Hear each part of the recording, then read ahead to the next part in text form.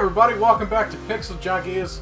We're doing the podcast episode 175. It is August 31st, 2018. I'm Andrew. Technically, it's September... Andrew's the only one who reads out the date. Technically, it's September 3rd. Yeah, but we're saying when we recorded it. Also, I'm Aaron. Yeah. Hi. Oh, okay. By the time this comes out, half these topics could have changed.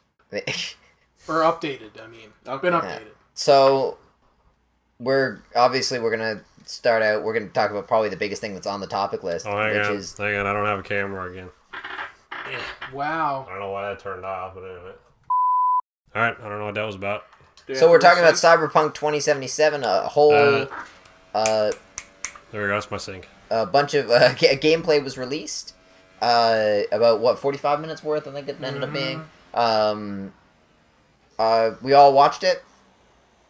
What did we all think of it?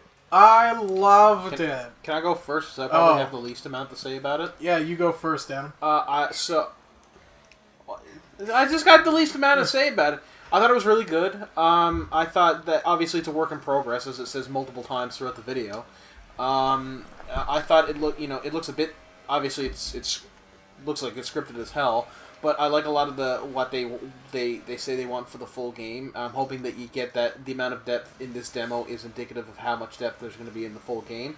The gunplay looks great. The gun customization... Jesus Christ. All right, well, you've blocked that. No, dude, it's fine. The gun customization, I hope, is going to be a big aspect of the game. The cyber mods look really cool. The character creation system looks cool. And just how the world looks and feels is probably my favorite part.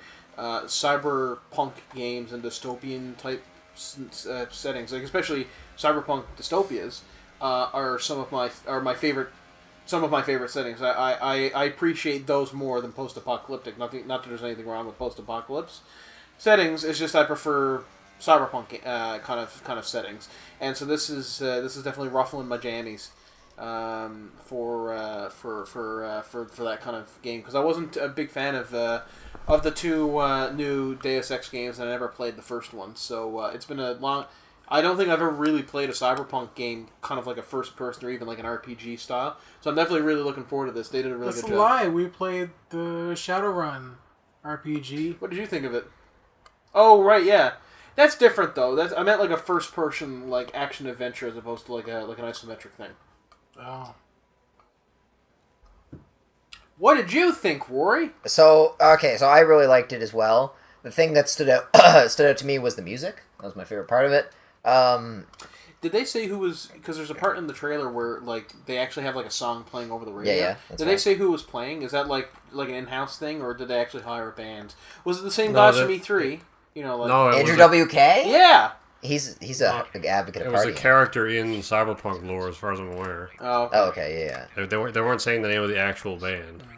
I did hear that Perturbator was involved, or doing something for the game. I don't know if he's It's pronounced Purelator. I don't know if he's the guy that they've gotten to do all the stuff, but I did hear he was somehow involved. So maybe I would assume they've gone to a bunch of different artists for. So yeah. So I was a little confused when I was watching it, because when I was watching it, I was wondering, is there something wrong with this guy's mouse? And it didn't occur to me that, so you guys pointed out to me, he's playing on a controller. Yeah. Which, in my opinion, as Aaron pointed out, is the only way to do the driving at all, right? Also, it's a lot easier to play low frame rates with a controller than it is a mouse. Yes, that's true. Although that's not a concern I want to have. No, no. But this was definitely running at 30, if not below 30. I think a controller's a much better way to do a smoother video to demonstrate what's going on, because the mouse is very fast. So I agree, but I also I can't tell then if you're playing on a controller. I can't tell if the movement is as clunky as it looks. You know what I'm saying? I can't tell how fluid the movement is, and the one thing that I stood out as a negative to me is it looked a little on the stiff side. It looked a little Crysis 3 for my taste. But we'll see. It is a work in progress. It's a work in progress, for sure. I mean, they really... But, I mean, we can only judge the work in progress, yeah, right? They do have a personal responsibility to the fans and to the players who are really looking forward to this game to do a good job with this. Yeah. I got it. That's a good song. I hope that's in the game somewhere. What else? There was something in particular. I mean, it was a long gameplay. It was very long. It was very good. So this was the demo they showed to all the journalists and stuff at E3. Oh.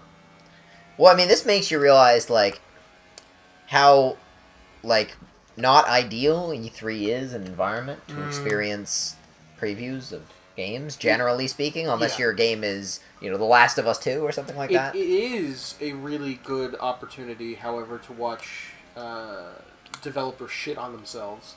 and this year was EA's and Square's turn. Although, to be fair, it's always Square's turn.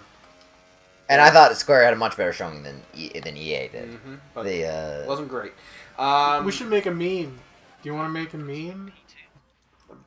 No, that wasn't this E3. That was last year. What was this year? This year what was the big cringe of this year? Command & Conquer. Yeah, like, that was pretty bad, but that was like an Command. on-stage thing. That wasn't an audience interaction thing. She went up to some guy at the beginning of the conference, whoever was hosting, was like, "Are you excited to be here?" And he was like, "Yeah," or something. I can't remember. She was like, "Okay, there we have it. He's excited to be here." I'm like, that wasn't as bad as want to make a meme. Oh yeah, the Andrea, whatever her name is, she's like kind of funny now, I think, isn't she? Her talking to people at the EA conference or whatever it was. Probably the biggest cringe was the fact that it took them like 10 minutes to show any fucking footage from fucking Anthem. BioWare's come out and said that they're focusing less on a branching story in Anthem. It's good. You don't want to focus on the story. No. Especially if you're BioWare. That's for pussies. Yeah. You want solidly uncustomizable mech gameplay. Yeah. I love the idea of fucking somebody going into like the EA like CEO. I don't know who it is, but like the BioWare devs like, okay, so here we have here's our pitch for a new game, and he's reading through it, and they're like looking around nervously into like the stark black office like out of Blade Runner, and he's just like flipping through, and he's just like, looks like there's a lot of branching storylines. It's like, yeah, we really wanted to bring that opportunity to the players to be able to. It's for fucking pussies! And he like knocks over everything, and it's like, Charlene, bring me another fucking whiskey. I want a single player railroad experience. That's what men want. That's what my father fought for in fucking Vietnam. You remember when BioWare made good games? Yeah. Damn. You should want to get back to Cyberpunk. Yeah, Cyberpunk. So I wanted to talk about this actually. So Aaron, got the screen cap from thing regarding the microtransactions. You remember, Aaron? No, I posted that. You posted that? Oh, I could have sworn that was Aaron. What? There was a. Do you have the line for me, Andrew? It was like, okay, yeah. Yeah, you remember what I'm talking about, yeah. I was gonna say you commented on it at the very least. I remember that, some pedestrian on the streets in the demo was like, cancer, man, corporations, cancer, something, cancer, microtransactions, cancer. Yeah. So, okay, I think that's almost certainly an Easter egg, but I actually agree with Aaron on this one. And it's not something. My opinion, for the record, because nobody knows what it was, is that I thought it was a little on the nose, and in being like I know their intentions are good, and CD Projekt Red have yet to really screw up in the industry. I think like they're kind of the poster child for what everyone wants a company to be, but I still thought it was a bit narcissistic to be like, look how cool we are, you know. I felt the exact same way. And I think by having games the way they make them, like games like The Witcher 3, is enough of a statement. Yeah. Now mind you, you don't have to, act with the utmost reverence and class in all things. So, they have no obligation to sort of be any kind of way. But it actually kind of rubbed me the wrong way, too. And I'm definitely not a supporter of microtransactions. I think I line up fairly well probably most well with you, Andrew, on that particular issue. Yeah. That was Boba Fett.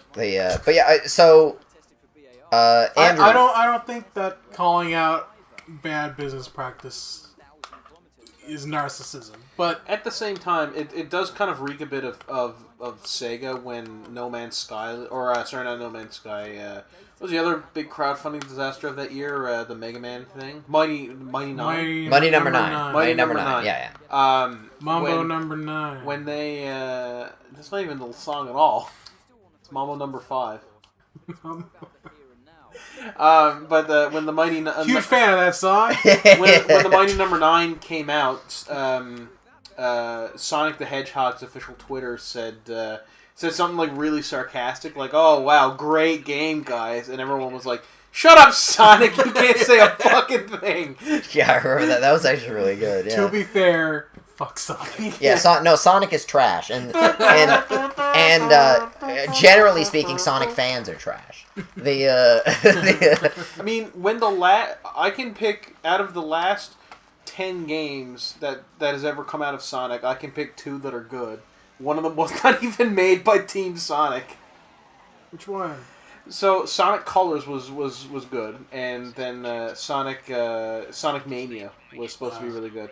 But that was just like a fan kind of love letter to the old 2D Sonic games, which is what everyone wants. I heard Sonic Generations was decent as well.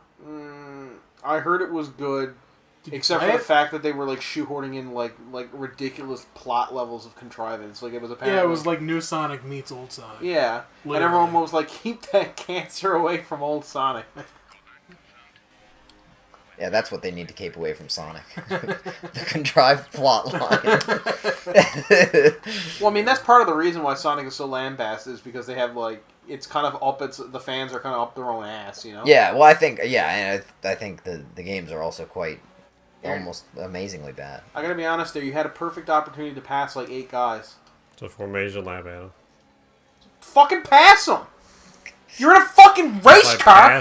Race the fucking car! It'll Yeah, say I don't know how position you expect to win if you're not passing every other car. I'm pretty sure I'll just get removed from the formation lab if I stay ahead of this guy. Go ahead, asshole. There you go. You just let him go right by you. You should have done like the Luigi thing in whatever Mario Kart where he gets like the death glare to anybody who passes by him or something. This is so dark.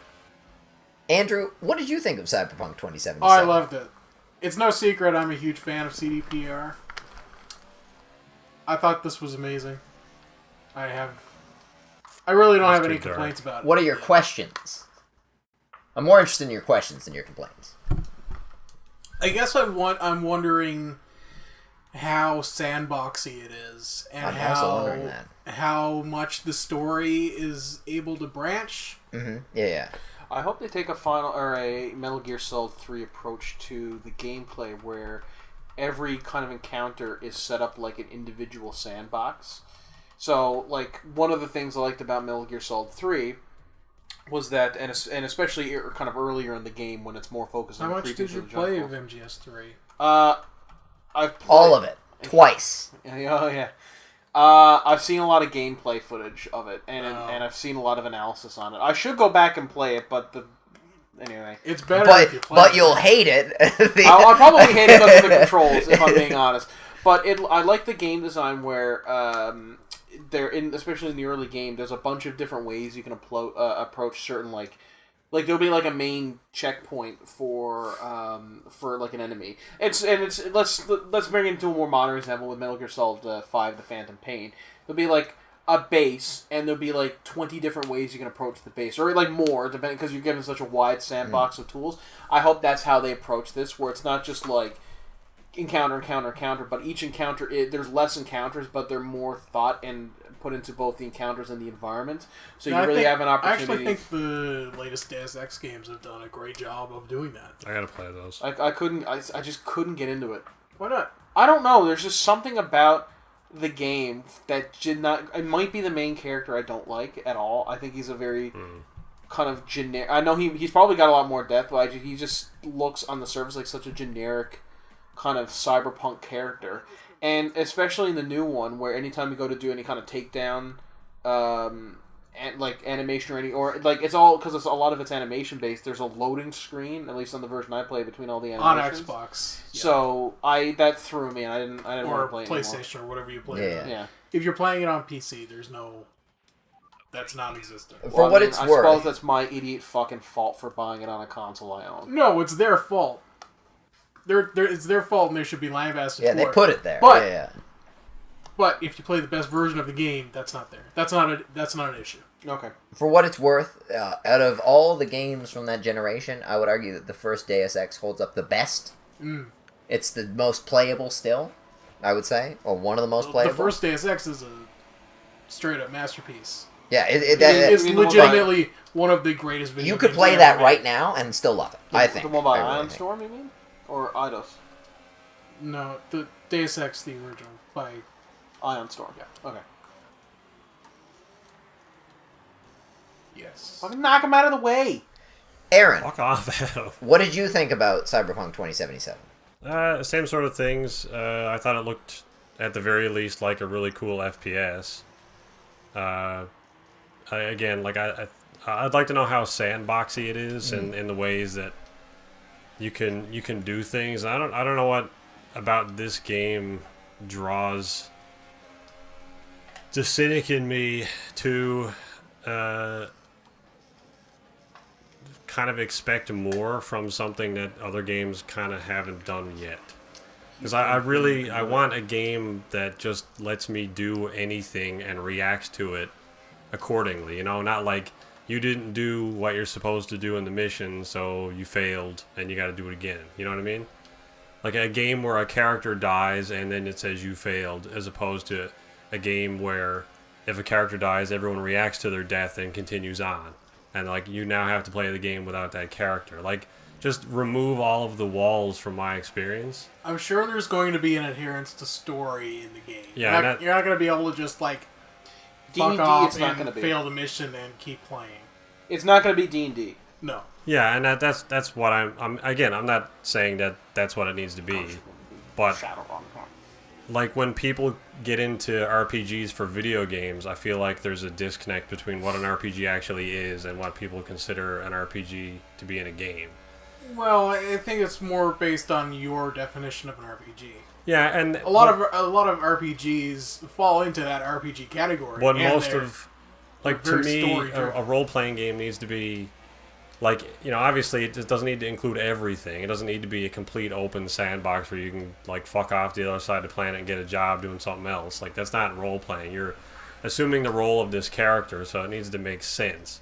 But I feel like sometimes when I'm role-playing in a game, Jesus Christ, Grosjean, I end up like deciding to put all of my stuff into a like, because in most of the games you have stats. I'll put all my stats into a specific style of play, and then it turns out like 10 hours later you can't do that in this game, so I wasted my time. You know what I mean? Like I'm trying to create, it makes sense in my mind for this character to be a certain way, and in the game reality you can't do those so things. that's the fault of the game, not... Yeah, and that's Not being ultimately what helpful. I'm getting at, is like, give me as much freedom as possible to actually role play the character I am, so I don't hit walls every 5 minutes. That was the big problem with the original System Shock, and even System Shock 2, where if you didn't put, like, there were certain skills that did not matter in that game, and if you put a lot of points into them to invest in that, eventually you would hit a point in the game where you could not progress anymore because you didn't have... Yeah, because ultimately, like, there's...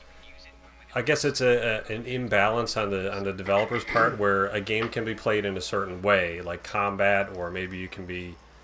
You know, maybe you can, like, talk down, you know, a certain heated scenario without combat at all. Like, you can be very charismatic. Or maybe you can be very stealthy and avoid those scenarios entirely as well. Like, a lot of games give you the option to do those things, but in many cases, straight up confronting them in combat is the only real way of making progress. So I feel like in a lot of those games, it's kind of pointless to do anything other than just min-max strength and, like, damage abilities. As I recall, Oblivion had some fairly serious statting issues as well. There's a... with respects to this game, as much as I liked the demo, there was a bunch of stuff I didn't see, and obviously in a 40-minute demo you can only so much. But these are just, I just figured I'd name a few things that I would like to see in the final version of the game.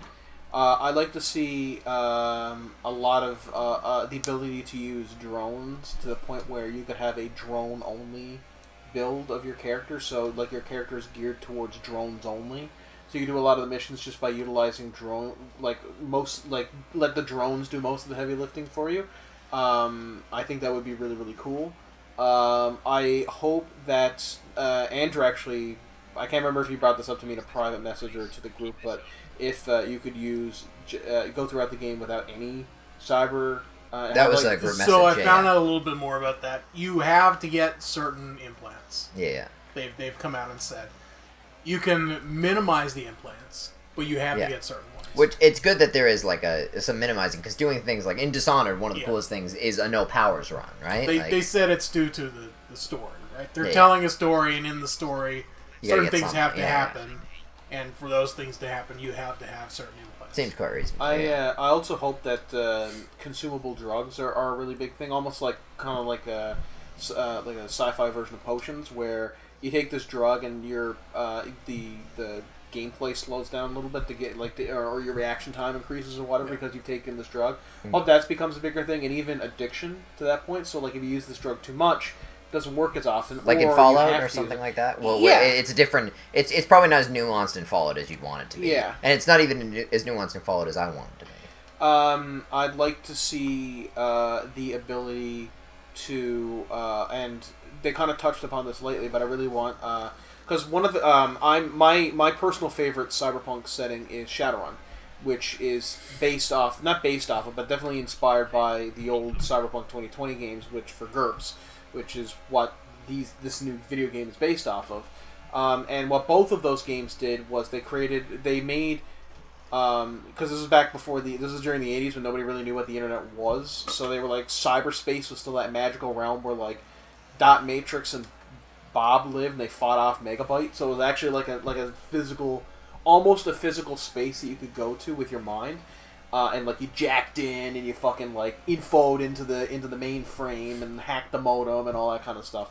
That's a cool concept, actually. Like, if you took this potentially like massive stat boosting drug that went into like a mind mini game, and then you'd have to play like this super difficult challenge level, and if you failed, then you like got brain damage or something. That'd be cool. Yeah. But I hope that hacking in this game is not just going to be a series of mini games, but there's actually going to be like a cyber space to explore as well, because that's something I'm not as familiar with the Cyberpunk setting as I am with Shadowrun. Like a Ghost in the Shell or whatever, where she goes all those zombies. Yeah, but in Shadowrun, like there is like the internet. When you go explore the internet, you're literally like using your mind to like project yourself through like It's almost. the same. Okay, good. I hope that's a big thing in this game. Thank you, Ricardo. And I'm not sure if Cyberpunk calls it the Matrix, but it's that same concept. Okay, because it's called the Matrix in Shadowrun. I really hope that, and another thing I hope this game does well is I hope you start off at the bottom of the fucking barrel. I want you to start off the game with like absolutely nothing in terms of any weapons, no weapons, hardly any clothes, hardly anything, or at least have that option as a start. And so by the time, because this is something that GTA 5 Online has done really well, kind of almost inadvertently, is that you start off that game with a dog shit car. Yeah, five years later you realize, oh wait, that was cool. Yeah, like you start but where I am now in the game, I have access to tanks and helicopters. I've bought and paid for with my own money. I grinded in game. I have a cool apartment. So I'm like the head of like a motorcycle club and a smuggling ring and stuff. So you really get the sense of scale and progression. I hope you get that in this game, where you start off like at the very low bottom end of the barrel, like scrimping by in like drug laden streets and like fucking like almost like a Judge Dredd type of thing, where there's like junkies everywhere and people are like shooting into your home and stuff. And then by the end of the game, you're like working for like you're like a top agent for hire for these fucking mega corporations. That was another thing they showed but didn't talk about in that demo, and that was like ownership of things. Because like you start off in that apartment. Is that your apartment for the whole game? They Can said you buy a you new can one? get other apartments. You can get, okay, cool. And then they also mentioned you can drive vehicles, but they didn't say anything about you can owning steal them. vehicles. I don't know. I'm assuming you can own a car. And I Or hope you you can can probably upgrade. get a car. I hope you can upgrade vehicles. But you can. I don't know. They didn't Yeah. say that. They didn't say anything about This that. But you can steal other cars. this game really, really wants me to, like, is got me jonesing to run a Shadowrun game again. I really want to run fucking Shadowrun with some people. I'll play it. Yeah? You guys be down for some Shadowrun? I'll play it, assuming how complicated it is. Take me a I might month to simplify stop it. complaining I actually about it. Don't since, simplify it. since the version I've gotten, a new version has come out, and it might be. We should play that. I'll look into it and see what it's like. I've been thinking about getting all those. Because Shadowrun, more than Dungeons and Dragons, has had some pretty epic modules for like adventures and stuff. Like there's Renraku. The two big ones obviously are Renraku Shutdown and Death of Chicago. I can't remember the name of that one, but that was a cool one. Yes, that one. Anyway, I'm getting off topic here. I suppose the last thing that I really want from this game, this is admittedly a very, very small thing to put in, but I really, really hope that you get like the character customization in this game needs to be top notch, in terms of not only at the start of the game, but also being able to body mod, not only with just the cyber modifications, but also like earrings, piercings, tattoos, potentially even like glowy kind of cyber tattoos. Imagine an implant that you put in your cheek that produces like a small hologram. That's not like a holographic tattoo, where you put it on your arm and there's like a little tiny tattoo that floats about an inch off your arm. I don't How cool would that know be? about holographic tattoos, but glowing tattoos are in this game. And I agree that the character customization is, like, it may seem like a small thing, but it really makes a difference when you start playing it, in my experience. 'Cause I have like 3 ideas for characters I want to play in this game. Like I have an idea for this like super emaciated like junkie character who's like a super good like hacker but like twitchy as hell. I want to play that. I have a question for Aaron. Mm-hmm. What the hell is this game? Are we done on Cyberpunk now? Yes. It's been Okay. like 30 minutes. Has it been that long already? Sweet. This is F1 2018. I mean, you know. Oh, VSC, okay. Yeah, I mean, there's not a whole lot to talk about. It's a number of improvements over the other games, but I mean, I'm sure nobody watching this nor you guys care about any of this stuff. I'd like to hear about it. I was Keep it actually going to brief. ask how it's different from the last game. Oh, okay. I mean, obviously, there's all the registration or the regulation changes from last year to this year. The key of which you can see on the car is the little boomerang-looking thing, which is it's like a little roll bar basically to just protect the drivers. That doesn't- Physically in the car. I was looking at Yeah, the yeah. HUD. yeah. There's the No, you see thing. the little, Yeah. Which hasn't really changed the gameplay at all, but they've added a number of very. It's kind of I feel like a nerd getting into the details of it, but the You cars are a nerd. have an energy recovery system. Basically, they're hybrid engines. They're 1.6 liter V6 hybrid engines that have a battery in them, but the battery is used as like a addition to horsepower. And so you can see the little blue bar on my screen there. That's my battery. So the way it charges when I brake, that was way too deep. It charges when I brake. It charges when the engine has like extra power it's not using. Ultimately, it just charges the battery, and then I can deploy it this year, which is different from last year. It's because ERS has been a thing for a while, energy recovery system, in Formula One, but they haven't integrated it since they changed from KERS, and I think that was in like 2012 or something. So I can go into this menu here and go down to like my deployment. So this will change how much I'm using, and you can use, there's the bars underneath that, again, more nerd stuff, is deployment versus harvest. So like you can only harvest a finite amount of energy per lap, and you can only deploy a finite amount of energy per lap. Is it based on regulations or physics? That's based on regulations. Okay. Like the battery could do more for both, but based on the regulations, you're only allowed to deploy, I think, like 30 seconds worth of battery per lap.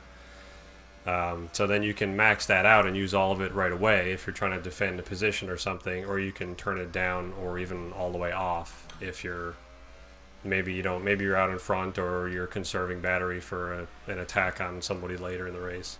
I feel like Rolex is advertising a lot to the drivers here, but they probably already got them, I would imagine. Well, I don't think they're Are you advertising. feeling thirsty? Drivers. Have a drink. It's like I'm in the middle of some ads.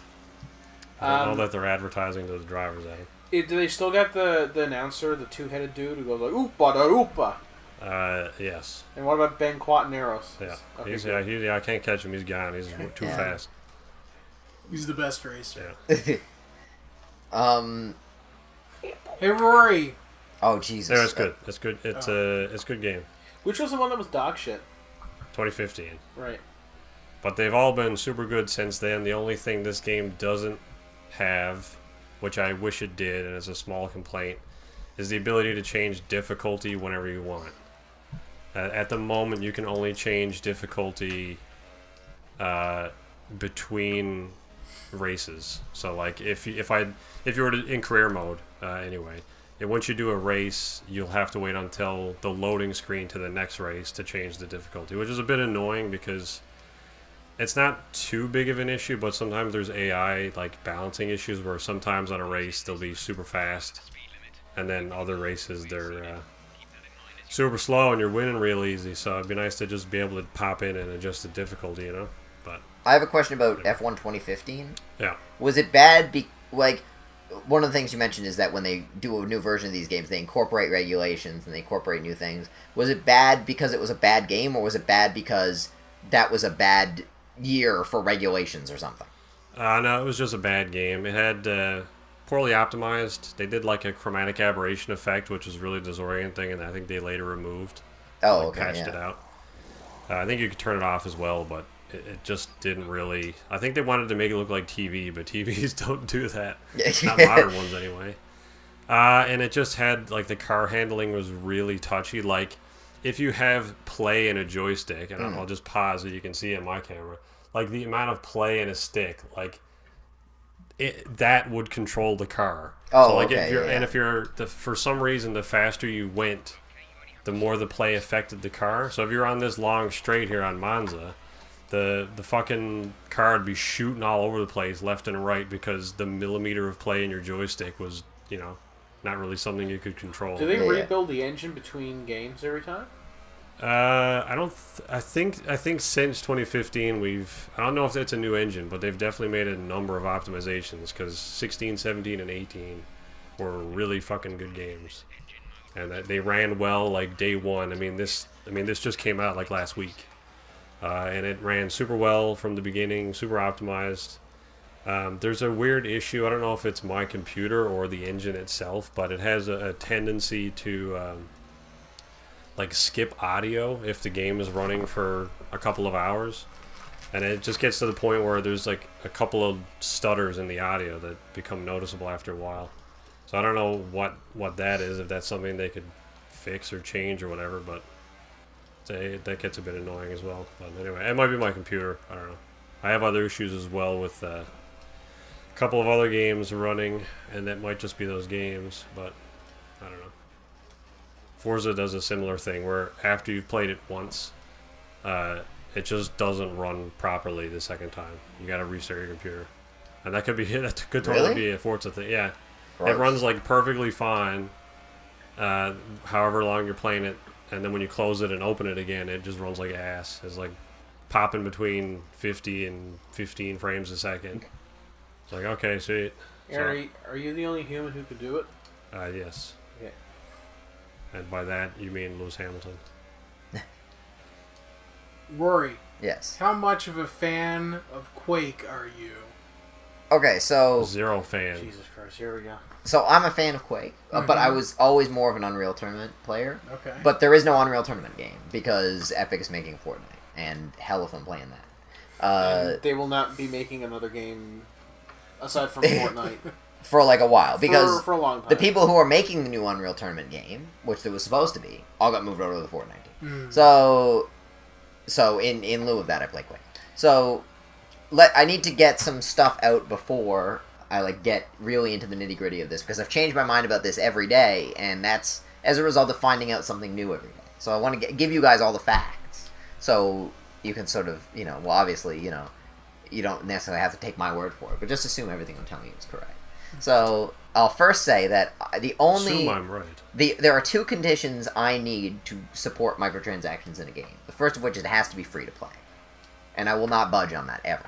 Wait, what was that? So the two conditions I have to say, okay, microtransactions in this game are okay, right? So there are two of them, right? And that's broad as you like microtransactions. Not specific. More or less broad as you like. Yeah. So if you're paying for costumes in a game, that's microtransactions, right? If you're it's basically what I was drilling into there was specifically cosmetic versus game balance microtransactions or content microtransactions. All content microtransactions. Okay. Yeah, but there's a sort of slight exceptions there to games that are permanent ongoing services, right? Yeah, like and that's specifically online games, because would like a $10 expansion pack not be a microtransaction in a game? I don't consider those microtransactions. I don't think they are considered microtransactions. No. Because I feel like it's splitting a hair, but anyway. It's slightly splitting a hair. I can grant you that. So Blood and Wine is not a microtransaction, right? But it's also a single player game. Yes. Oh, yeah. Sorry, you meant in an online. Well, yeah, where I'm talking about like. Oh, so World of Warcraft would that like the new World of Warcraft? Yeah, because like if there was a game like GTA Online, for example, not free to play, say it was. Yeah, sure. Yeah. And it came out with shark cards, microtransactions, which are really not microtransactions, but it also came out with like. They absolutely are microtransactions. That's what I'm saying. What did I say? I thought you said they absolutely aren't. No, I said they are. They absolutely are microtransactions. Okay, yeah. So I meant they aren't in the sense that they're not micro. Because they're like $100 at some points, but so they're like macro transactions. If they came out with, for instance, because we're talking about $100 shark card, if they came out with a $100 expansion pack that contained all of the content that a $100 shark card would buy you, is that not not a microtransaction? I see what you're saying. Yeah, say a $100 shark card gets you $10 million in game. Okay, deal. With that $10 million, an expansion, a $100 expansion came out that contains $10 million worth of goodies. So is that now an expansion or a microtransaction? Because both are getting you the same thing. But that's not content, right? That's not a real expansion. Yeah, I know, but pack, right? but content versus like you get a new car to drive around versus your guy looks a little different because his skin is purple now. Like game balance changing. Microtransactions versus cosmetic ones that don't change the game balance. Is that content that came out in that $100 pack available otherwise? Well, I guess that's the difference, because in many cases, expansion packs aren't available anywhere else. Right. Whereas that's where I would kind of. Whereas microtransactions are generally available in game. In game through some form of grinding. Collecting so I guess currency, in this case, grinding. Yeah. In the case of GTA, yes, you would be able to get this content elsewhere. Sure, yeah. You also have to bear in mind that I'm not hugely familiar with the GTA ecosystem. So that's the line then. If you can earn it in game, it's a microtransaction. Yes. I think that's a decent. I think that's about as good a line as I've ever seen. But that being said, if let's say I make a game, because like there's like DLC costumes for Dead or Alive that you can't earn in game. I consider those microtransactions. They're like $1.20 or something, right? Yes. Like so I would say that the line is a little fuzzier than that even. I think if the content could be reasonably expected to be in the game, even though it's not. Okay, yeah, I see what you're saying. Okay, that's a decent point. Yeah. So the Assassin's Creed Origins has a bunch of costumes and stuff that you pay for. Same, exactly. Same as Dead or Alive. Same exact operation. And you can't get them in game. But those are absolutely microtransactions. So that first point on when I support him is if it's free to play or sometimes in an ongoing game like Elite, and part of that is because I haven't delved enough into those games to say that I really support or oppose that. So, and the second condition is that they cannot affect in any way if it's a competitive game, they cannot affect the balance of the game, right? So if it's a shooter, I do not accept microtransactions for a better gun. Yeah.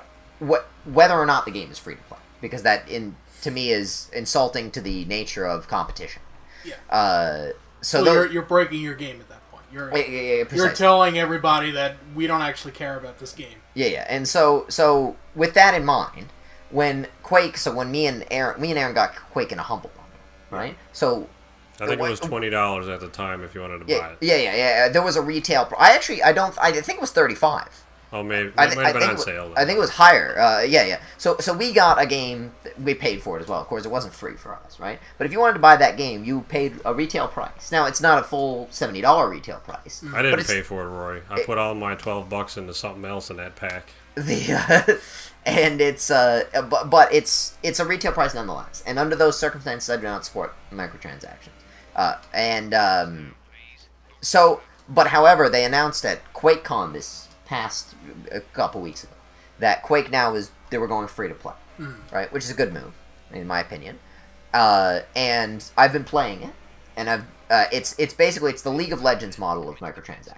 It's a free to play game now. Mm-hmm. It has microtransactions for cosmetic items and new characters. Yep. But the new characters aren't a balance thing. You can earn them in game. They're other characters. They're not better characters. They're not worse characters.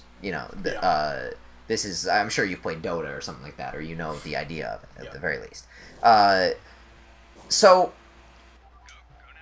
I'm okay with that as it is now. And if when Quake came out, it was free to play from the get-go, I'd be cool. Like, no problem, right? But it wasn't. So, since you bought it, you paid money for it, do you get everything for free now? You'd think so, but no. Oh. You get marginally more than the free-to-play version. Like the free to play, which is either a compliment to a free to play version or an insult to the retail version. But I don't like it when companies do something that I consider bad and then go back and make it good, like Shadow of War or whatever the fucking shit that game is called, the Lord of the Rings game. Like that bugged me, right? But the defense here, and this is sort of the key thing that I realized after I determined that I didn't like this, even though I like it now. Like I said, if this came out now, I'd be cool. The game is still in early access, so it's not out yet. It didn't release with a retail price and then have microtransactions. When it releases, in fact, it will be free to play. So I don't know how the fuck I feel about it, but it's a great game. What game? What are you talking about? Quake. What do you mean it's not out? No, it's not out. It's still in early access. What the fuck? Okay. Yeah, I know. People don't have to release games anymore. Well, that's the thing. I mean, me and Aaron, we played it on a podcast like 100 years ago. Yeah. I thought it was out. Well, what? No, it's not out yet. I thought it was finished, because like when we played it, you had one character unlocked, and you had to buy the other characters and other weapons. Or you can earn it in-game. You didn't have to buy the weapons. You buy weapon skins. Oh, I thought you had to buy literally everything else. No, you don't. Or you could play 6 million rounds of deathmatch or whatever. You can earn the champions or the characters or whatever the fuck. You have to earn the weapons as well, though, don't you? No, the weapons are spread out across the map. You earn the weapon skins. Oh, okay. A slight distinction, but an important one. No, but I thought, I thought you could get you could create loadouts or something, and you could get access to them from the beginning of the match by buying them. That's for like the weapons that are around the map, right? The weapons are spread around that, like Resistance style or like Unreal Tournament from back in the day. Slightly less dog shit. So there's no balance affecting. The game itself is quite good, right? It's very good. In fact, it's the most fun I've had playing an FPS in a very long time, and it's the best arena shooter I've played in a while. But yeah, I don't know. I just wanted to mention all of that, and I feel like the early access thing is kind of bullshit because I feel like they're only having that so now they can say when they released they were free to play. It doesn't. The game is done. Like why the fuck? What is the early access thing? I don't get the appeal at the point. The game's entire lifespan can begin and end before it even comes out now. Yeah, that's madness. You really don't have to release your game. Yeah. You just say, hey, this is going to be good at some point, and people will buy it. And then you can just, once you've made all the money you're going to make, you can just quietly release it in whatever state it's currently in because you're done making money. Yeah, exactly. And the crazy part is the game is clearly done. It's polished. Or done in a way that it's like, oh man, popularity's dipping. Let's do 1.0 now. Oh yeah, well, I mean, and maybe that's the strategy because obviously you're sort of up shit's creek trying to sell an arena shooter when everyone's playing Overwatch and everyone's playing Fortnite. Right? Good fucking luck. Quake Royale or whatever Oh my god, can you imagine? I'm sure it's on the way. I do admire the like Pat and purity Pete are of purpose. talking about it as we speak. Oh man, Pete plays it all the time. Quake 76 or whatever. I'll call it Battle Quake or something. Battle Quake. Hey Adam, what is your opinion on loud noises on the podcast? Loves it. Makes them all the time. Yeah. What is your opinion on classic platformers? And are there any games that you would recommend to mimic those experiences? Well, there's a couple. Certainly when you talk about kind of classic platformers, the heyday of it in 2D was during the Super Nintendo Genesis era, so you got like Sonic and Mario and Donkey Kong Country games and a few others. There's been a few notable kind of attempts at that in recent history, one of them being the very successful Rayman Origin games and Rayman Legends. And then there was a little-known game that was released by Lunchbox Studio in 2013 called Guacamelee, which I feel like did not get nearly the amount of praise it deserves. Lunchbox is a Toronto-based studio, I believe. And Guacamelee was a fucking hard game, but it did a really good job of...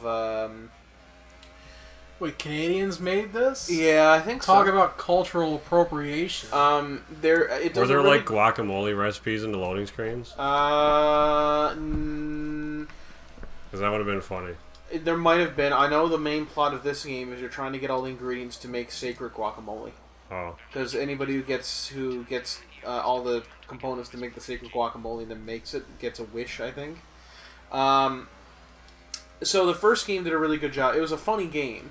But the best part about it was it did a really good job of... It gave you a toolbox of abilities you could do based on your jumps, your wall hangs and jumps, your running, your sprinting, your dodging, your different power moves, and your ability to flip between the world of the living and the world of the dead. They used those in conjunctions to set up really interesting single-room platforming puzzles that were very difficult, but very rewarding, both in terms of, aha, I can't believe I finally beat this, and also they gave you upgrades for your health and your stamina meter. You don't say aha when you beat something, Adam. You go, fucking finally! Sometimes you do that as well, because the game is fucking hard. And, but the main thing about that game was the boss fights were all really fun, the combat was fun. It was just a really fun game to play. Beautiful game, beautiful soundtrack. What do you mean when you said it was funny? Before we got on to the second one. Are there jokes? Yes. Oh, okay. They make fun of Mexicans. No. Oh, they don't? No. Oh. But they do use a lot of like tongue-in-cheek kind of references to Mexican culture. So, in one Sounds of the towns... Sounds like what I said. So anyway, Guacamelee 2 came out on the 21st, and it's basically the same as the first one, except you have new power. It's basically Guacamelee 1 again, except you have a few new power-ups, and the maps are a bit different, and the puzzles are a bit harder, but a bit better thought out. It's a really good example of just solid game design, where you start off with a very few basic core concepts, and then they add more and more elements to them, and then switch those elements around to create really complex gameplay that's very rewarding and very interesting to play. It takes place pretty much 10 years after the first game. You have to end up... There's a storyline? Yeah. You have to kind of don the mask of the luchador again as the character Juan. Juan? Yeah. They can make a subtle reference to that in the game, but as the character Juan, you do make... Wait, so is his name actually pronounced differently in the game? No, it's pronounced Juan, but one of the characters I believe in the first game mispronounced it, like on purpose. Oh, okay, yeah.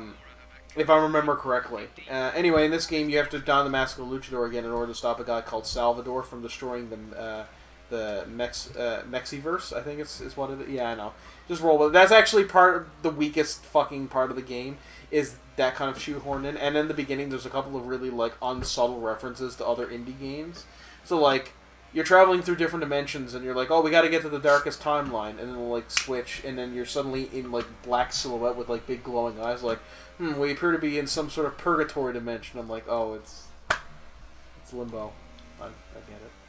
But besides that, that's really the game's only misstep. Is the humor, at least in the beginning, is a bit on the nose. But as the game progresses, it becomes less on the nose and a bit more just kind of referential or just kind of in the background.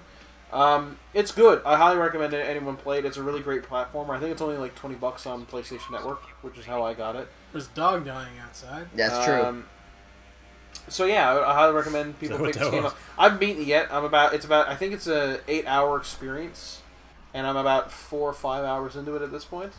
Because it's definitely a game that you pick up, you play, you get to a hard part, and then you put it down. Yeah, exactly. Yeah, and you come back to it later, a little bit later when you calm down. You're not trying to twist your controller apart. I also picked up another game this week called Pizza Titan Ultra.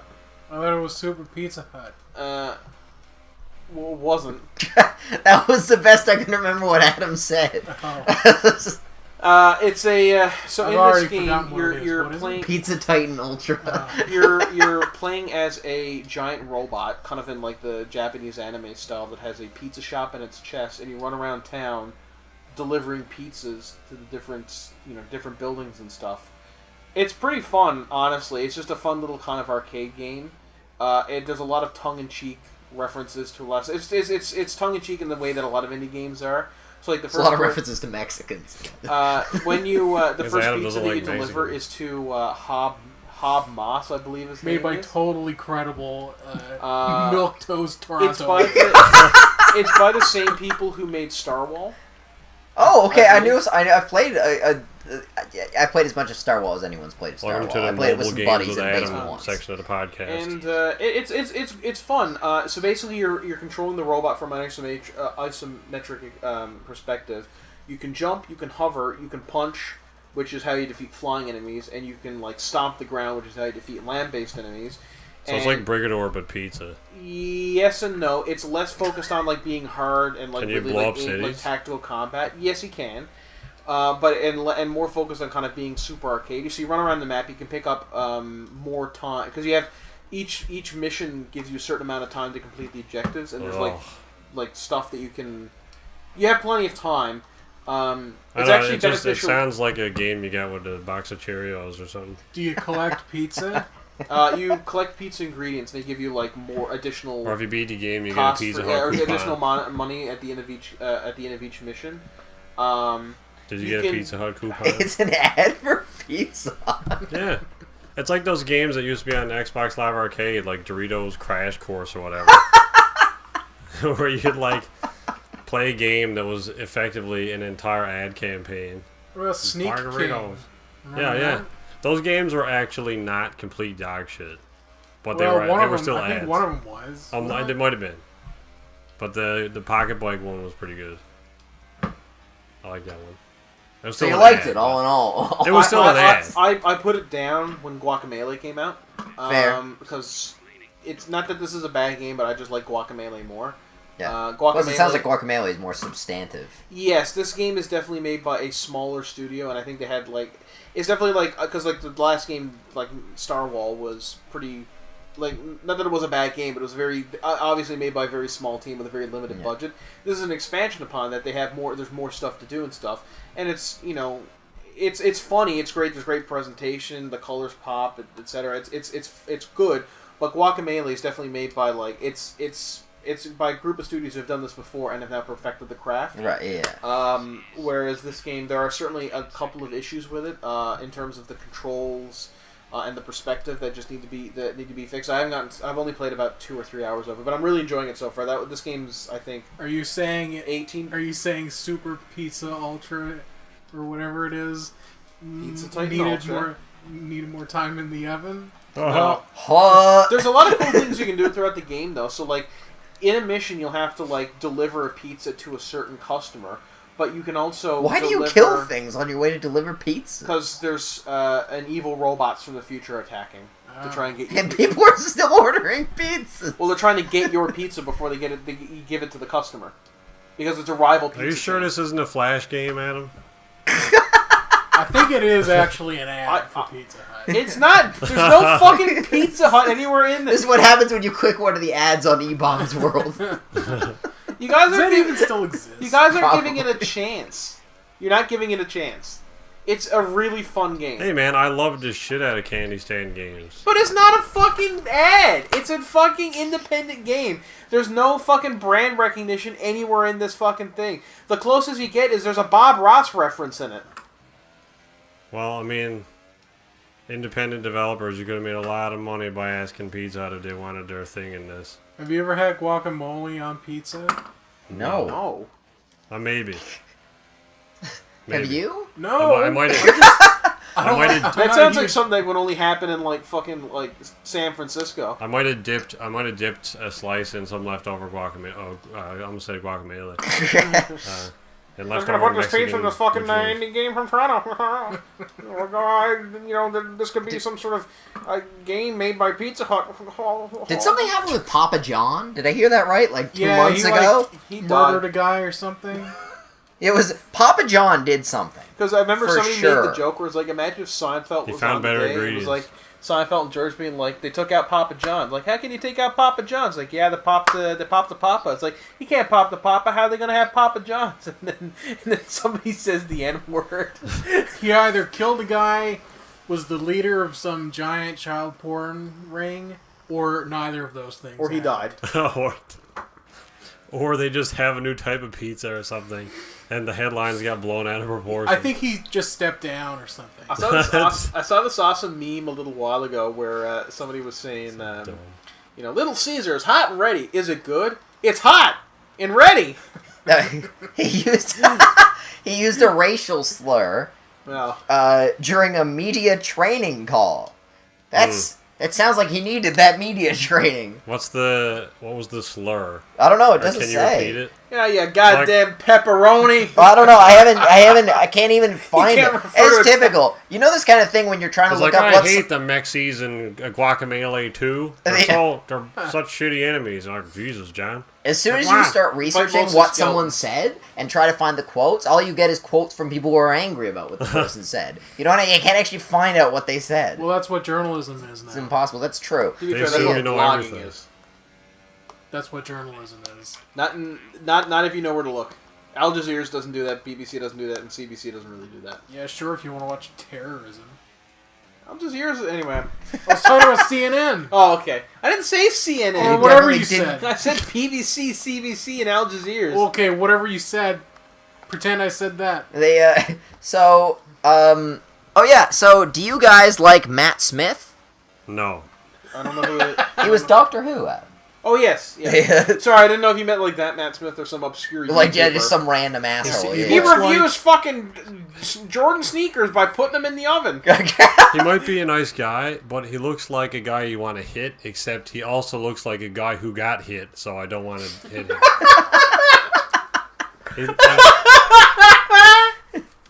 He's a bit potato looking.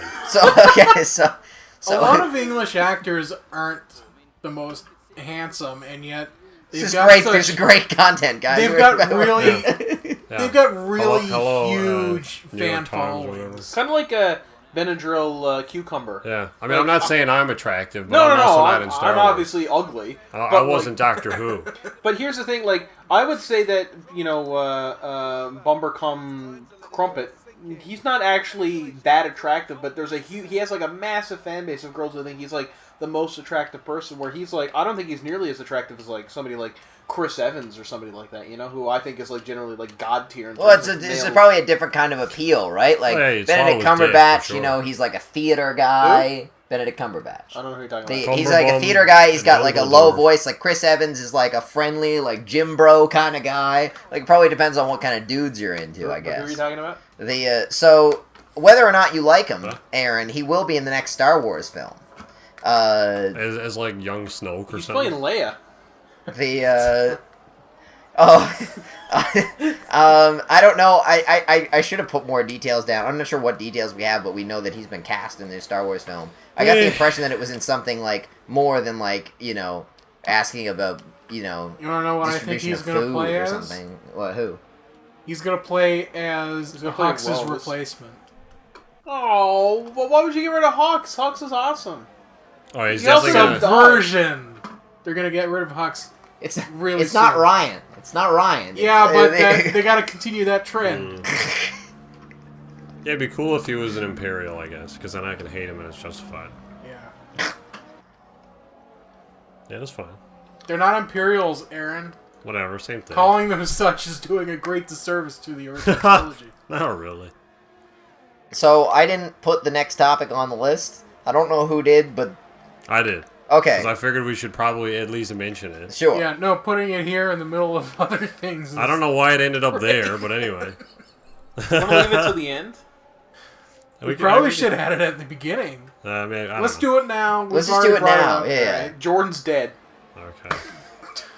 Moving No, on. Make Jordan's this not dead, transition but much other easier. people are. That's true. Shit. Is it Aretha Franklin? What? Are you talking about it? Aretha No. Franklin? I think he's talking about the people in the next topic. I don't know what it is. Oh, it's the Jackson- Jacksonville shooting. Aretha Franklin got shot at a We man. have thing. butchered this. this is Poor- the poor worst word podcast choice. ever. Poor word choice. I completely forgot that tragedy happened. Well, he was like, Adam makes It doesn't come up in the news! Nobody talks about it on the news anymore! Dead. 'Cause And then Andrew was like, no, but other people are. And you're like, you mean Aretha Franklin? Well, Like, her funeral was on today for 6 fucking hours! That's a long time to be dead. I wonder how many people Adam would have gone through. Like, would John McCain have been He next? would have been the next one because his funeral was also on today. I thought you were making John reference McCain. the fucking senator. Oh, right. I was Like, thinking ultimately- of, Neither me nor Aaron watch the news, I but was I'm thinking reliably... of the fry company for He I'm- also does that, yes. I'm did- reliably oh, informed man. that John McCain's death has been the only thing on the news for the past week and a half. Anyway, we're back now. So apparently there was that tragic shooting. Oh, that's all staying in. in Jacksonville, Florida. Damn it.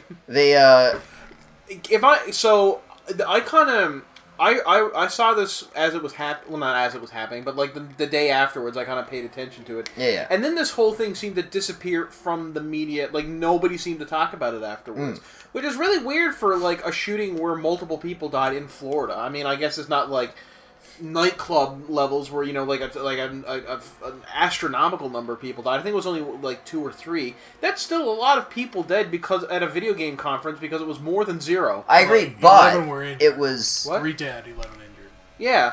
But think it- here's the thing, though, that makes this different from some other mass shootings that got a lot of reporting. It was not a school. No. It was not a church. There was no... It wasn't... I don't know much about the guy who did it, but I don't think it was... Was it suspected of being motivated by racism or anything like that? I don't No. think that was one of the sort of key features No, of it. they couldn't pin it on racism, and it. So the guy has a clear history of mental illness, and so in Florida has really shitty gun control. Yep. So he was just able to go buy guns. Well, I mean, yeah, I'm sure from their perspective they have really top tier gun freedom. yeah, but they like the. Yeah. But anyway, all the bloggers or journalists couldn't pin this on racism or like toxic masculinity or anything. Well, to be fair, I wasn't making a value you judgment, but didn't, yeah, like you. I mean, They you don't didn't have a to lot go. to write about other than this guy was mentally ill and bought a gun. What else But- could you say, yeah. right? Yeah, And I suppose that's fair enough, but I mean, like, it seems like after every major shooting in America, there was like a large period of mourning, and I guess it's just because it was a lot of them are at schools. how to say this. It's not the biggest mass shooting. It's not because the last 3 big shootings, the one in Vegas, the one in the Florida nightclub, and the one in the Florida school last year. A lot of those were obviously big shootings in terms of a lot of people were Wait, have killed. there been other shootings in Florida? That's weird. There You'd were- think they tightened their gun control. Yeah, it's almost like they've had 3 mass murders in gun and mass gun attacks in the past couple of years, and nobody's really done anything about that. But how are you supposed to protect yourself if other people got guns?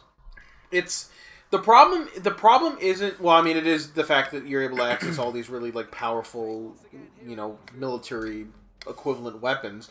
But there's also a vast difference in culture between Canadian gun ownership and American gun ownership. Where Canadian gun ownership, 95% of the gun owners in Canada just want responsible firearms for sports shooting and sports hunting. Where in America, they need to have the most a large, or I don't even know if a large part, but certainly the most vocal aspect of the gun community in America wants to have firearms for the sake of having the most and the greatest number and the most powerful number of firearms. That's the draw. And I think that's a very dangerous culture to have, because it's a zero-sum game. Because, yes, you may have 3 assault rifles, and if your neighbor gets 4, you're going to get 5. So, I mean, some of the footage that you saw, because they were it was a Madden tournament going on, and they were live streaming it on Twitch and YouTube, and the feeds cut out just as it was happening, because I guess there was a small delay between broadcast times, or somebody was on top of that. But there's generally around a 10-second delay for broadcast, stuff like that. But from what I saw, there was the footage I saw. There was 2 commentators just talking about a match, and then you hear bang, and one of them was like, the hell was that? And then bang, bang, bang, and they both dive out of their chairs and hit the ground, and their mics are still on and everything. You hear them screaming, you hear people screaming and shooting. As soon as they start to dive from the chairs, that's when the feed cuts, but it doesn't cut the audio for some reason, or at least the footage that I saw was on CBC. They may have gotten somebody to give them the audio version of it. But it was genuinely very disturbing footage of actually being. It was. Because I think that's the closest you could ever possibly be to being one of these events is to watch it live stream happen, Yeah. And that's, not. It's just a very. Obviously, it's a very horrific thing, and I'm not trying to belittle any of the other shootings that have happened, because certainly those are all crimes, that are repugnant crimes, but it felt different just because it was so immediate, where you're not hearing secondhand testimony or testimony from eyewitnesses or anything. You are literally seeing and hearing the shootings going on as soon as they're happening, and I think that at least that shocked me, where I was watching this footage and being like, Jesus Christ, that's not that I thought that it was, not that I didn't think it was horrible or anything, but it just brought a new level of understanding to the situation of what these it made it more real. Through. Yeah. It made it less a news story, more like an actual event, I suppose is the best way to put it. Again, not that I didn't sympathize with victims of previous shootings, just made it a bit more, made me be able to empathize even more. Made it a bit more palatable. Also, it was basically impossible for American media to pin this one on video games. The fact that it's Madden might have something to do with it. Of course, football is the great American pastime. I wonder if it was... Well, technically that is the official great American pastime. But, if you... if this was a... I don't know, a Counter-Strike tournament, I wonder if I wouldn't be hearing something about how... video games cause violent behavior. Imagine the shit that would descend if this was a... because everybody's already going mad over battle royale games. Can you imagine if this was a PlayerUnknown's Battlegrounds tournament? Just the shitstorm that would descend upon. Well, thankfully that game is broken dog shit. So I don't think nobody will ever play a tournament of that again. No, but what I mean is, or Fortnite. You hear all news stories all the time about TV broadcasters are talking to concerned stay-at-home parents to being like, do you know what your son and daughter are playing up in the room? There's a new game, Fortnite, that actually rewards your child for killing fictional characters. These are murder simulators. Yeah, exactly. And it's can you imagine what would happen if the shooting happened there? At what, the media would have just ran with that story. I think, Nope, dude was mentally ill. Bought a gun legally. And... not to get into the whole gun debate, although I certainly fall on the side of, America really needs to address its gun control policies, but I do think that people on the right are correct as well.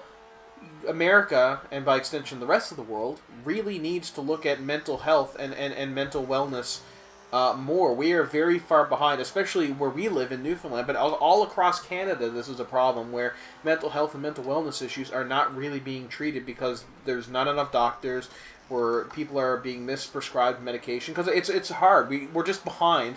Where we are with physical medicine in terms of how to treat injuries and diseases and illnesses, we are far behind that when it comes to treating mental illnesses and mental wellness issues. And I do think this is a real problem, but at the same time, the debate about mental wellness and mental health shouldn't prevent a proper, honest discussion from taking place about a responsible responsible and necessary and common sense gun control laws, which need to happen in America. There should be no reason for why a civilian shooter needs a fully automatic weapon with a 30-round magazine. There's no reason. There's absolutely no... I can't conceive of a situation where you would need that type of firearm unless you were going to kill people with it. What if Obama tries to take your gun, Adam? You're going to need that for Obama. Yeah. I think that's the defense. I don't know. I haven't Everybody fully knows delved it. into it. Everybody knows it takes 30 bullets to kill an Obama. Yeah, exactly. Yeah. Yeah, I don't It's understand. like a Mario villain. You got to jump on his Yeah. head like 10 times. We for a long time here in Canada, we're not in the States, if you weren't aware. There was gun registration was a requirement. That's since Harper was in office, that was removed, so you no longer need to register your firearms. Well, but I don't think that was a good change. Well, to be fair, there wasn't actually you needed your license to own firearms. You need a license, but you don't need to register it. They tried to it was the Liberal government under who was before Harper? Paul Chrétien. Martin. Paul Martin, thank you. Paul Martin. It was the Liberal government Remember under way Paul back. Martin, I believe, who tried to bring in the registry. And the registry ended up being such a massive drain on the bureaucracy because there were so many, different firearms and people own firearms that when Harper came in, instead of trying to fix the problem, he just got rid of it because he was a conservative and a pretty... Which, to be fair, that's... The conservative approach is less government involved. Yes, That's I'm not governing exactly. I don't like the policy, but I'm not blaming him for not sticking with it. I think it's Ironically fine enough, in guns. Canada because we don't have shootings every other weekend. Well, also, Well, the culture is very different. And Wasn't there a shooting like 2 nights ago in There CBS? was, yes. and there was Well, that was... No, people got shot. Yeah. That wasn't... but at the same time, there's a difference because in Canada, firearms. Also for the record, the guns that you're allowed to buy with a firearms license anyway, that kind of doesn't have anything to do with the registration. You can buy rifles and handguns if you get those 2 licenses. You can get firearms will allow you to buy shotguns and rifles. Then once you have that license, you can then do another course for handguns, and handguns that fall within the legal, obviously you're not allowed to have automatic handguns or snub nosed. So you're not allowed to have, based on I think it was Bill C-150, which was in 1969, I think. They brought in they brought in the different classification for firearms for legal, prohibited, and restricted. And so handguns are restricted, so you need a special license for that. But any weapon that has anything outside of a handgun, rifle, or shotgun is prohibited. and even rifles have very strict regulations involved with them. So you can only have a 5-round magazine capacity. You Same cannot. with shotguns as well. Same with shotguns. I think it's 3. You're only allowed to have 3 shells in a shotgun at a time.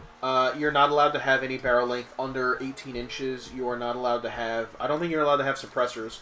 You're not allowed to have Very any much add-ons. Definitely not allowed to have suppressors. I don't even think suppressors are super legal in all of America. No. You might be able to under certain circumstances. I don't know though. You're not allowed to have a fully... so they're restricted to semi or bolt-action fire rates. And add-ons such as larger capacity magazines and bump stocks, which was used in the super shooting illegal in Vegas, are very illegal. So Canada is pretty good when it comes to its gun. We don't obviously. I don't think we should outright ban guns, because I think most owners in Canada are pretty responsible, owners. They want to hunt with them, or they want to shoot paper targets.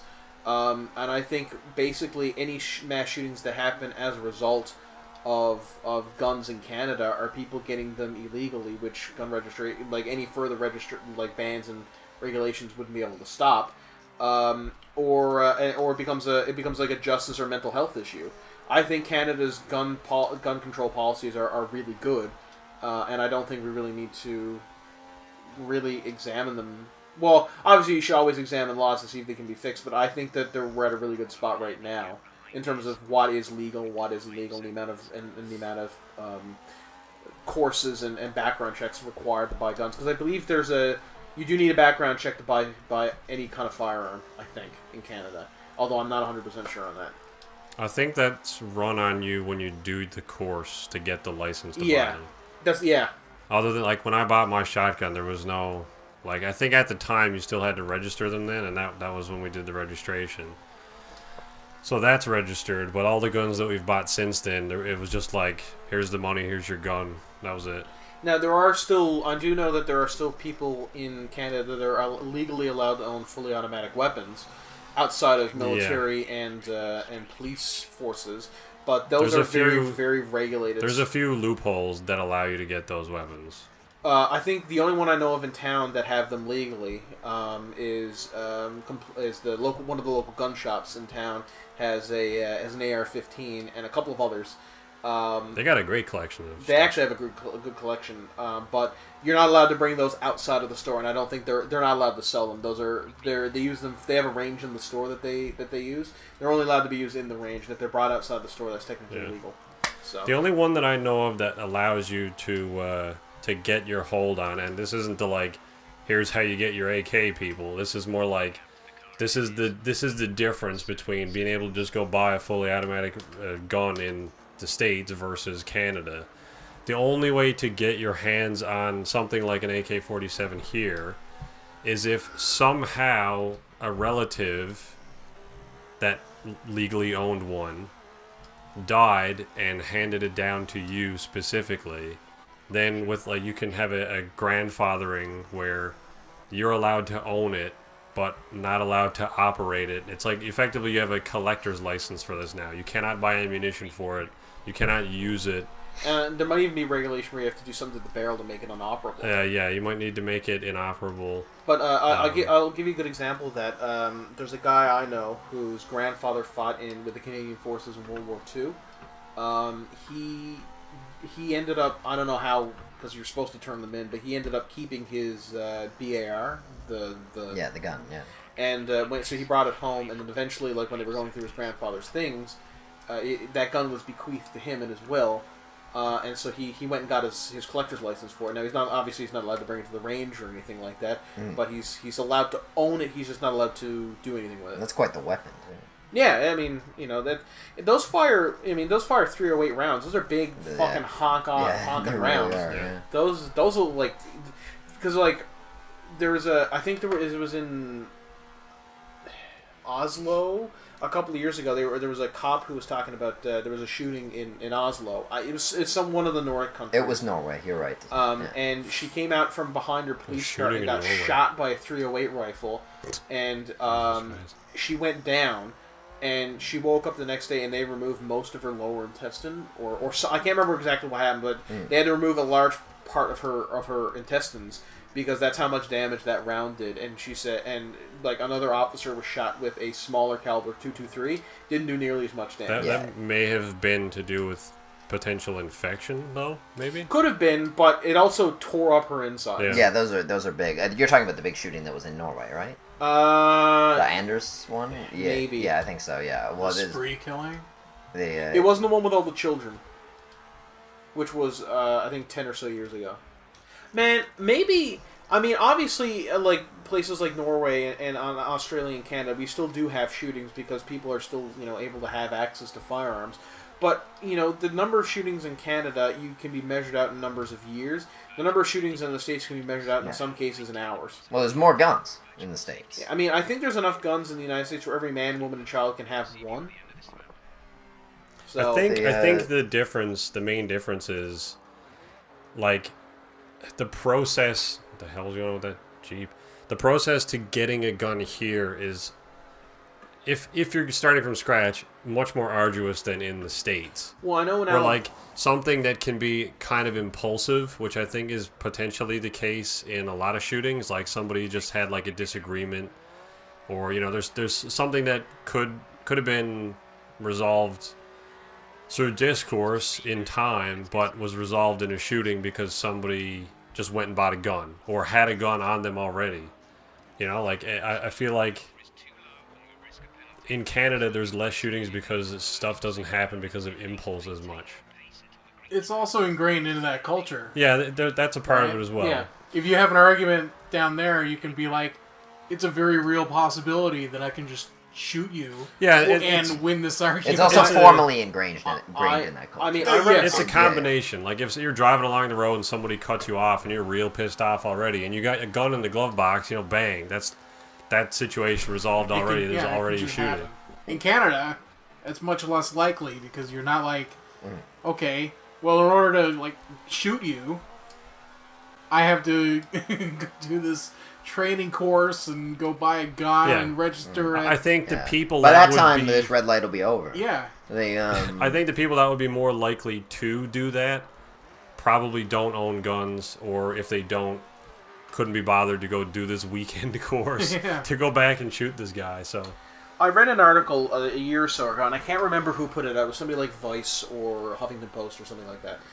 So I think it was probably Vice, and they were talking about how up until the 1970s, the what was it? The RNA? What's the NRA? The NRA, National Riflemen's Association in America was basically a group of old time just hunters who wanted to talk and sports shooters and Charlton Heston who wanted to talk about who just wanted to promote good gun safety and basically like a love for sports shooting and like, oh hey, I should like look at the grouping on this, blah blah blah. But in the 1970s, or like the late 1970s, early 1980s, I can't remember the guy's name, but he was a former Border Patrol agent, and he came in and became part of the organization, and he started changing the culture within the organization from being a primarily like an organization about like responsible gun ownership and like proper usage of firearms to one about paranoia and fear, and that's what is pervasive in that now. You probably realize how much money was in it, and a lot of people think that because he had a lot of backing from a lot of the different weapon manufacturers, and they're like, hey, if we can get people buying these more expensive guns, not just shooters but for home defense and stuff, and that's really when home defense started coming into the conversation. Because at that point people were like, I don't really need a gun for home defense, but after, at least according to this article I read, but after this point people were really starting to push like, oh hey, like the thug coming into your home is going to be having, it's going to have a 22. You're going to want at least a 44 or even a fully automatic weapon to be able to defend yourself, and that's when the culture started to change. So it's only been, it's not like this has always been the case. It's only in the last 30 or 40 years or so that's really become invasive, and now there's such a vocal kind of, and I say religious in terms of like zealot, you know what I mean? Like that zealotry, that's the sort of thing that's going to be very, very hard to get rid of, It's just it's a genuinely what you have in America that this article said, and this becomes very worrying when you think about it, is a heavily armed, lightly trained, highly motivated political militia. That's a very terrifying thing. No, it's terrifying if you live in America. For Americans, many Americans should be a lot scared, way more worried about the NRA than they are. Now this isn't the NRA, but when in Charlottesville, when the race kind of tensions were happening between the neo-Nazi groups and the Black Lives Matter kind of anti-Nazi groups. There was a point in this was in another Vice video. There was a point in that situation where a number of the neo-Nazi protesters they thought were being cut off by the other protesters and being isolated in town, and the neo-Nazis wanted to get their guys out of there. So they were calling the cops like, "You got to get our guys out of there." And the cops were like, "Well, we can't get to them." And the guy said, very plainly to the police, "We have about 500 members here. Each of us are fully loaded down with military-grade weapons.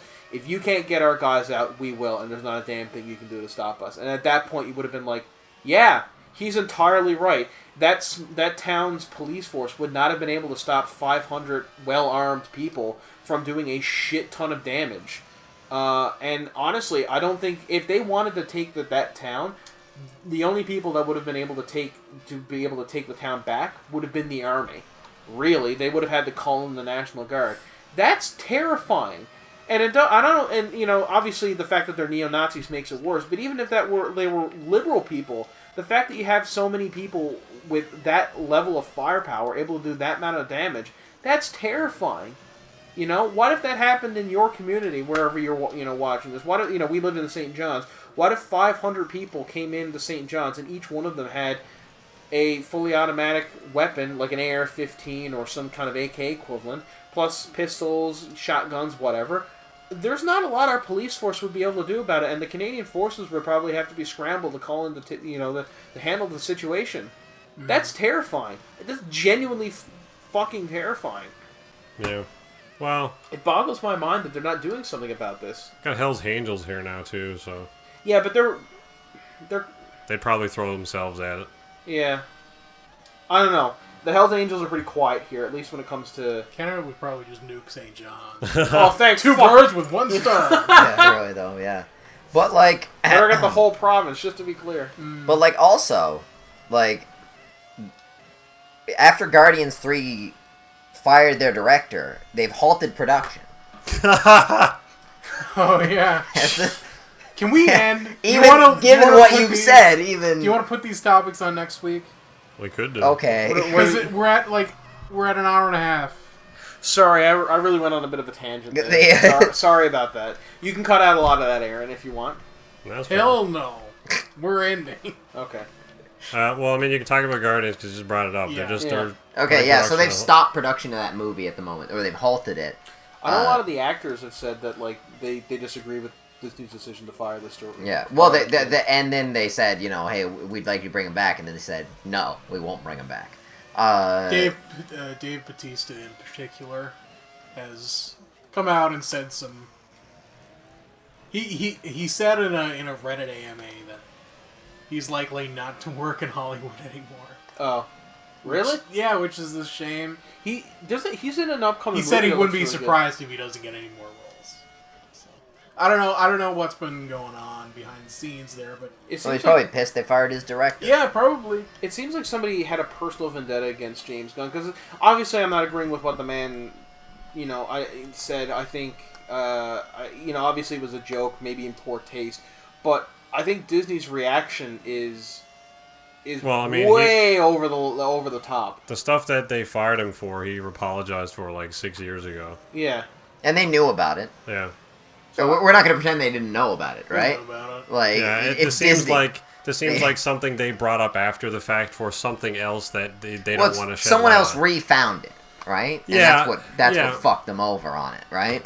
Yeah, it seems dumb to cave to internet mobs.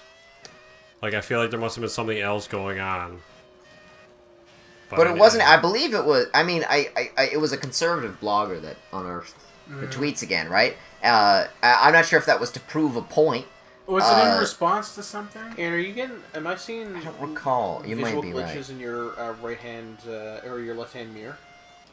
Potentially. I don't know what that is. Probably a bug. Yeah.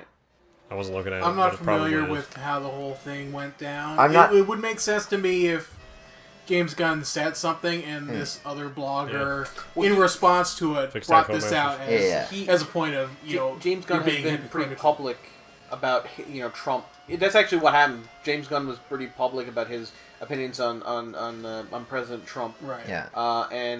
So how it's awful that he's this racist and he's terrible, and then this guy's like, well, you're no better. And at the one hand, fair enough, I guess, but at the other hand, there's a difference between being a ordinary citizen, even if you're a public one like a director, and the President of the United States. But it's not sort of quote unquote Trump's fault that he's the president. You know what I mean? Like, well, it is. It's entirely his fault. He did not have to run. No, but that's not what I'm saying. What I'm saying is, let's say that you're a flat out racist person, okay, and you're just an ordinary citizen, an ordinary racist person, right? I agree with you, right? That's less severe than you being a racist person and being the president. Yeah. All right? And let's just say Trump is a racist person. I don't actually have any opinion one way or the other on that because I don't give a shit. But that's not like... Jesus Christ. There's no line there. How can I communicate this properly? Where it's not like Trump now that let's just say he's a racist. Yeah. Well, now you shouldn't run for president because you're a racist. It's like, no, people shouldn't vote for you because you're a racist. You know what I'm saying? Yes. You shouldn't, that's not a thing he should use to... He shouldn't say, well, I'm a racist. I shouldn't run for office. It's like, you do whatever the hell you want to do. Now, I agree with you up to a certain point, but at the end, when he's elected as president, he's not just the president of the people who voted for him. He's the president of the people who didn't vote for him as well. 100%. And a lot of those people are not... Oh, you could argue that makes his racism worse. Yeah. But I'm saying it doesn't, make his personal achievement of his goals any different. It makes him a bad president. Yes. Yeah. And that's what I'm trying to... I think that's the point I'm trying to make is, this is not how a public figure, especially one of this level of prestige in terms of... There's not many jobs that are more prestigious than president of the fucking United States of America. But, he's acting still like he's a CEO of a fucking, reality TV show instead of the highest office in America and arguably one of the most powerful men on the planet, if not the most powerful. Mm-hmm. And, there's a certain level of decorum, and it's not even is not putting aside the racism and the bigotry and the sexism. He's a terrible person to have as a president because of his fucking narcissism and the fact that he's a narcissist, he's a bully, and he's got extraordinarily thin skin and he holds grudges. Those are not a great combination of traits to have for a fucking president. It's not a great combination of traits to have for a child in charge of a lemonade stand. I mean, I agree. I agree with you to a point. I would say, as far as the narcissism goes, I think it's fairly challenging to find a not narcissistic president of the United States. No, but he takes it to an extreme. Non-narcissistic Obama does not. Politician. Obama does not have a 100-story tall building emblazoned with his name and no. letters on it. I'm not saying it's to the same degree, but I'm saying these sorts of things can be found in politicians everywhere. I mean, I'm also as much as I like Obama because I think he was a really good president. He did a lot of stuff I don't agree with, and ultimately there's not very many politicians out there who I don't inherently distrust. Every politician out there. He was the best. William Taft. I think every politician out there, no matter how well-meaning they are, even somebody like Bernie Sanders, is ultimately they want power, and people who want power are not to be trusted. You can be friendly with them; they could be well-meaning, but at the same time, you have to watch those type of people very, very closely. And I think Trump, you have to watch him especially closely because of how his other personality traits impact that. Well, it's not very hard. He's on TV all the goddamn time. But the problem, the problem is he's on TV so much he tends to distract. It's funny how every time something comes up that's pretty major, he causes some sort of minor scandal that, or at least it used to be that he skewed the conversation away. So whenever the Robert Mueller investigation would come up, he would say something mildly racist or even insult the fucking country or something. That's all people would talk about, and they would stop talking about the Mueller investigations. But that's neither here nor there. Anyway, that's why you're not going to see Guardians 3 anytime soon because of Trump. Yeah, Sorry. well, I'd say Sorry. what's gonna. I mean, they're just gonna not get him back, and they're gonna get a new director. So production delayed, or the whole production thing is delayed? halted. They were ramping up. They were hiring people, and then they told them. Yeah, the people who showed up were told to go find other work. Yeah, which means this is not happening for a while. It means it's a time because they said in the meantime you can get another job. Yeah, which is. I wonder how that's going to affect the MCU as a whole because probably negatively. Well, to be probably fair, negatively, Guardians yeah. is It's pretty detached, yeah. But generally, even though the movies, for the most part, are detached, they're still telling an overall story. And so, if you slot Guardians 3 out of order, how does that affect other... how much of other films then need to maybe include a scene that would have been in Guardians, But, and that, I want to say about what you're saying, that's not even... What Aaron's doing isn't alarmist thinking. If we think back to the writer strikes that happened in 2009, those seriously, creatively impacted shows that otherwise would have had different futures. Yeah. Right? Yeah. well, I mean, even shows because the one I noticed it happening the most to, because it was the one I was usually watching the most, was The Daily Show with Jon Stewart. You could really tell that they were grasping at straws trying to find stuff to fill the airtime because they didn't have the writers. Yeah. So actually, there was one point where he crossed over with Colbert and O'Brien, Conan O'Brien, and they were and at the end of the bit they did is you're the only person that has ever called Conan O'Brien. I'm watching O'Brien. I'm watching O'Brien's new show and on comedy. at the end of the bit, oh, well. We're running out of. Yeah, juice. we're running out of battery. Oh, Anyway, is at the end of the bit, he said basically this is just three grown forgot men to trying plug to lengthen the episode because we don't have any writers. Anyway, that's. Yeah, we'll talk to you next No week. shortage of stuff here, though. See you About next stuff. week. See you Very next time. non-controversial episode. See ya. Bye.